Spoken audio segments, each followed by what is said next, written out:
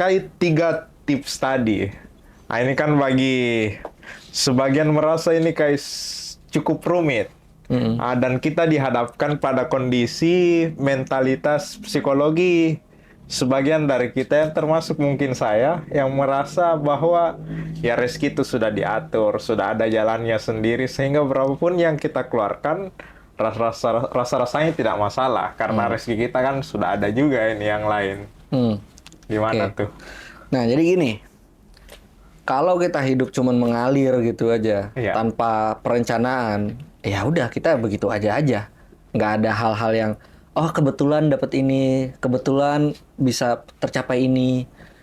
Ya kita pada dasarnya tuh harus bisa mengatur. Ini konteksnya semua hal ya, nggak cuma masalah keuangan. Karena pada dasarnya terbiasa mengatur itu pada dasarnya itu Islami justru. Oh iya. Karena dalam Al-Quran itu Allah memerintahkan kita harus memperhatikan apa yang mau kita persiapkan untuk hari esok. Tekstual di ayat itu ngebahasnya akhirat. Secara kontekstual, kita bisa ambil hikmah bahwa dari ayat itu kita bisa belajar bahwa oh ternyata Allah tuh nyuruh kita tuh buat akhirat aja kita mikirin loh. Akhirat kan kita nggak tahu tuh kapan. Mati aja kita nggak tahu gitu kan. Berapa lama lagi gitu kan. Itu harus dipikirin yang jauh banget. Apalagi yang masih di dunia. Apalagi yang kita selama kita masih hidup gitu. Target kita masih hidup. Anak bisa sekolah lulus. Kita pensiun kayak gitu-gitu.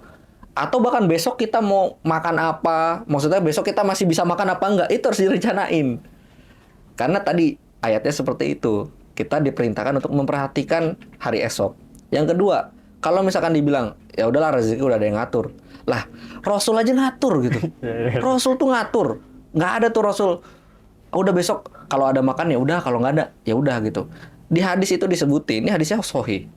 Rasul itu mempersiapkan stok persediaan makanan untuk keluarganya itu untuk 12 bulan atau 1 tahun gitu. Artinya apa?